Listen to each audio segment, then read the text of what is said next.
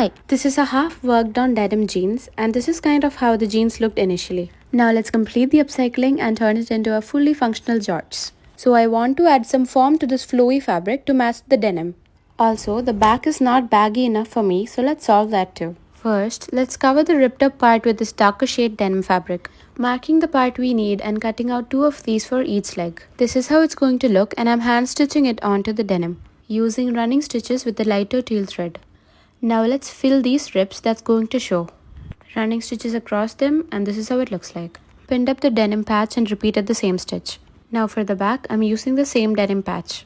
Also, I lost focus for a few seconds to something entertaining on the TV.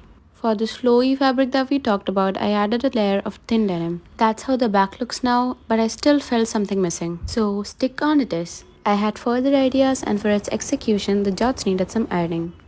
Well, that's my idea. Paint on. I kept adding things until I was satisfied. Now let's play me some music to flaunt that beautiful jorts.